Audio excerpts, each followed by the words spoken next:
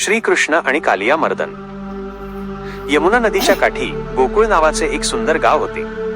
या गावात सगळे गोपगोपी आनंदाने राहत होते. त्यांच्या सोबतच विष्णूचा 8वा अवतार असलेला श्रीकृष्णही होता. श्रीकृष्ण आपल्या मित्रमंडळींसोबत गायी चारण्यासाठी रोज यमुना नदीच्या किनारी जायचा. पण यमुनेच्या पाण्यात कालिया नावाचा एक मोठा आणि विषारी साप राहत होता. कालियाच्या विषामुळे यमुनेचे पाणी पूर्णपणे दूषित झाले होते. त्यामुळे नदीचे पाणी प्यायल्यामुळे गायी आणि इतर प्राणी मरू लागले.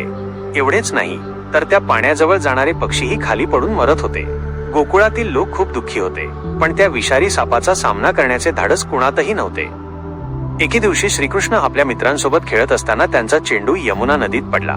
चेंडू काढण्यासाठी सगळे घाबरत होते, पण श्रीकृष्णाने कुणाचीही पर्वा न करता पाण्यात उडी मारली. श्रीकृष्ण पाण्यात गेल्यावर कालिया त्याच्यावर हल्ला करण्यासाठी आला. तो खूप मोठा आणि भयानक होता. श्रीकृष्ण आणि कालिया यांच्यात तुंबळ युद्ध सुरू झाले. कालिया आपल्या फण्यावर श्रीकृष्णाला घेऊन पाण्यात बुडवण्याचा प्रयत्न करत होता, पण श्रीकृष्ण काहीही न घाबरता त्याच्या फण्यांवर नाचायला लागला.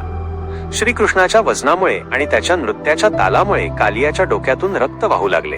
कालिया खूप वेदनांमध्ये होता. त्याला समजले की श्रीकृष्ण हा काही साधा मुलगा नाही, तर तो साक्षात विष्णूचा अवतार आहे. कालियाने आपली पत्नी आणि मुलांसोबत श्रीकृष्णाला शरण येऊन क्षमा मागितली. श्रीकृष्णाने त्याला माफ केले, पण एक अट घातली. ती म्हणजे त्याने लगेच यमुना नदी सोडून आपल्या परिवारासोबत समुद्रात निघून जावे. कालियाने श्रीकृष्णाची आज्ञा मान्य केली आणि त्याने यमुना नदी सोडून दिली. त्यानंतर यमुनेचे पाणी पुन्हा स्वच्छ आणि पवित्र झाले.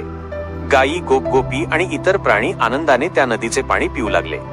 या घटनेमुळे गोकुळात पुन्हा आनंद आणि शांतता परत आली.